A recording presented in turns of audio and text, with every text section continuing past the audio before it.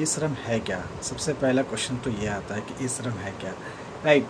देखिए, ई श्रम एक नेशनल डेटाबेस है उन सभी अनऑर्गेनाइज्ड वर्कर लोग का, असंगठित कामगार जितने भी हैं उनका एक नेशनल डेटाबेस तैयार किया जा रहा है। ये उसी डेटाबेस को क्या बोला जा रहा है? ई श्रम बोला जा रहा है, राइट?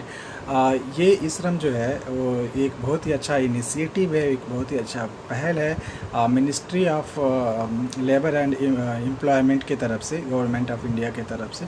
सो बहुत ही अच्छा इनिशिएटिव है उनका वो, जिससे क्या होगा, ई श्रम एक अलग ही आइडेंटिटी देगी उन लोगों को जो इस सेक्टर में आते हैं। ऑर्गेनाइज जो सेक्टर है, इस सेक्टर में जो काम करते हैं उनके लिए एक नई आइडेंटिटी का काम करेगा ई श्रम कार्ड। ई श्रम पोर्टल की शुरुआत भारत के प्रत्येक अनऑर्गेनाइज्ड सेक्टर के जो वर्कर है या जो कामगार है उनके जीवन में एक बहुत ही महत्वपूर्ण बदलाव जरूर लाएगी। देश के प्रत्येक अनऑर्गेनाइज जो वर्कर हैं, जो कामगार हैं, उनके लिए नवनिर्मित ई श्रम का जो पोर्टल है वो पूरी तरीके से तैयार है।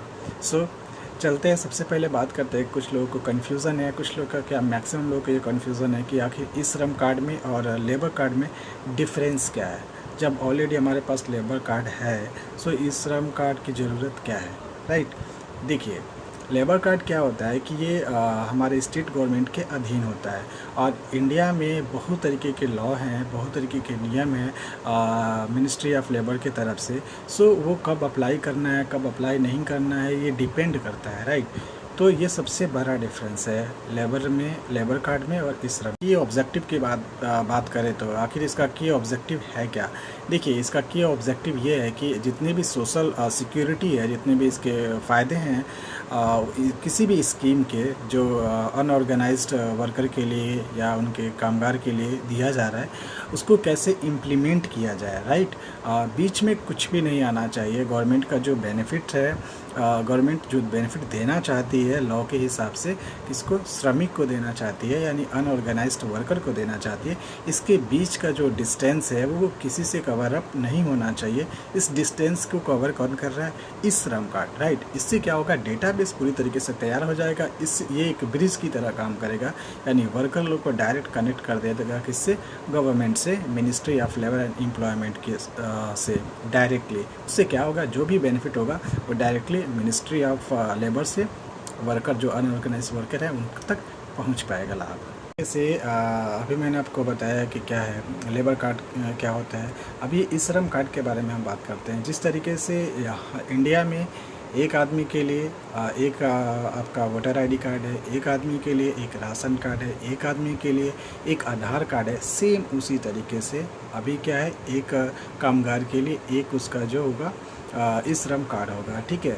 इससे फ़ायदा ये होता है कि ये डायरेक्ट जो आपका केंद्र सरकार है उससे संचालित होएगा, यानी केंद्र सरकार की जितनी भी सोशल सिक्योरिटीज़ हैं, जितने भी बेनिफिट्स हैं कामगार के लिए, अनऑर्गेनाइज्ड वर्कर के लिए, वो डायरेक्ट उनको बेनिफिट्स मिलेंगे, ठीक है? क्योंकि दर्जनों जो लॉ हैं ministry of labour and employment की तरफ से, या जो भी वर्कर लोगों के लिए, वो सारे सिमट के अभी 4 कोड में तब्दील हो गए हैं, बदल दिए गए हैं। सो क्या होगा, इन चारों कोड के जो भी फ़ायदे हैं ना, वो डायरेक्ट आपके ई श्रम कार्ड पे दिखेंगे। भारत के लगभग 38 करोड़ जो श्रमिक हैं, अनऑर्गेनाइज श्रमिक श्रेणी के जो वर्ग के लोग हैं, उनके कल्याण के लिए ministry of labour and employment ने आज़ादी के बाद पहली बार एक नेशनल डेटाबेस तैयार कर रही है, जिसका नाम ई श्रम पोर्टल रखा गया है। हमारे देश में जो असंगठित मजदूर हैं, यानी अनऑर्गेनाइज्ड वर्कर हैं, उनकी जो जनसंख्या है वो ऑर्गेनाइज्ड सेक्टर के जो वर्कर हैं उनसे कहीं ज़्यादा है। उसके बावजूद भी हमारे गवर्नमेंट के पास इनका कोई भी रिकॉर्ड नहीं है, जिसके कारण जो भी आपदाएँ आती हैं, एग्ज़ाम्पल के तौर पे अभी कोविड सिचुएशन में सरकार को ये बहुत मुश्किल होता है कि जो भी सोशल सिक्योरिटीज़ होती हैं, जो भी स्कीम्स होते हैं, या जो भी मिनिस्ट्री ऑफ लेबर के तहत जो भी जो वेलफेयर का स्कीम होता है, जो कि देना होता है कामगारों को, वो नहीं दे पाती। क्यों? क्योंकि उनके पास डेटाबेस का कमी होता है, उनके पास कोई डेटा ही नहीं होता है, राइट।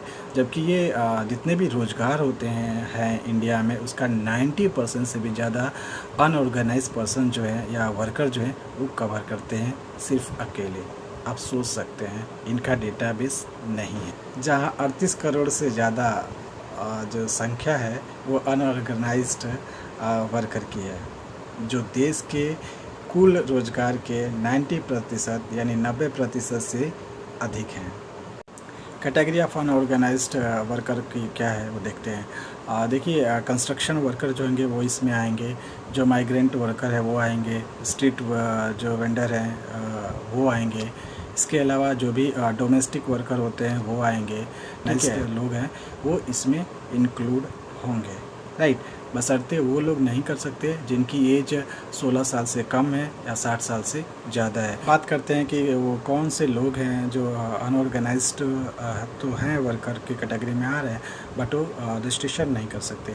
देखिए, जिनकी एज 16 साल से कम है और 60 साल से ज़्यादा है, वो लोग क्या है इसमें रजिस्ट्रेशन नहीं कर सकते। इसके अलावा जो लोग भी इनकम टैक्स भरते हैं वो लोग भी इसमें रजिस्ट्रेशन नहीं कर सकते।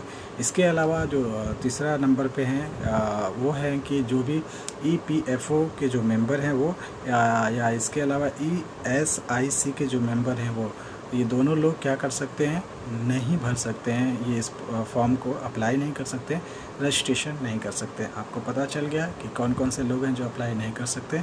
इनके अलावा जितने भी अनऑर्गेनाइज्ड वर्कर हैं वो सभी लोग अप्लाई कर सकते हैं, रजिस्ट्रेशन कर सकते हैं। रजिस्ट्रेशन 2 तरीके से किया जा सकता है। आइए बात करते हैं, ई श्रम पोर्टल पे रजिस्ट्रेशन करने के 2 रास्ते हैं। एक रास्ते में रोकड़ा पैसे लगेंगे, दूसरा रास्ता पूरी तरीके से फ्री ऑफ कॉस्ट है। फ्री ऑफ कॉस्ट चाहिए ना। हाँ, देखिए, फ्री ऑफ कॉस्ट चाहिए तो आपको आत्मनिर्भर बनना पड़ेगा, यानी कि आपको ऑप्शन चूज़ करना है सेल्फ रजिस्ट्रेशन, खुद से रजिस्ट्रेशन करना पड़ेगा। पूरी तरीके से फ्री ऑफ कॉस्ट है, कोई भी चार्जेस नहीं देने पड़ेंगे, नहीं लगेंगे। दूसरा रास्ता जिसमें पैसे लगेंगे, उसके लिए आपको चूज़ करना है CSC पोर्टल, उस पर जाना होगा। आप उसके लिए ऑथराइज़ नहीं है, ऑथराइज़ नहीं है तो आप यूज़ नहीं कर सकते। जो उसको यूज़ कर सकते हैं उसके लिए आपको शॉप पे जाना पड़ेगा, जो इसे जिनके पास इसकी अथॉरिटी होती है। ऑब्वियस ही बात है, वो आपका काम करेंगे तो आपको उसके लिए चार्ज करेंगे, ठीक है। वो चार्ज आपको पे करना पड़ेगा। ओके, आपके हाथ में कौन सा चूज़ करना है, डिसाइड कर लीजिए। हमारे हिसाब से जितने भी असंगठित जो मज़दूर हैं या संगठित मज़दूर हैं, यानी अनऑर्गेनाइज्ड हैं या ऑर्गेनाइज्ड, जितने भी वर्कर हैं, उन सभी का उनका कानूनी जो हक है वो मिलना ही चाहिए। ऑलरेडी आप सभी को पता है कि जितने भी ऑर्गेनाइज सेक्टर में जो लोग हैं या जो वर्कर हैं ऑर्गेनाइज्ड, उनको ये कानूनी व्यवस्थाएं सारी जितनी भी हैं बहुत ही अच्छी तरीके से मिलती हैं। बट जो भी अनऑर्गेनाइज्ड वर्कर हैं उन्हें नहीं मिल पाती है।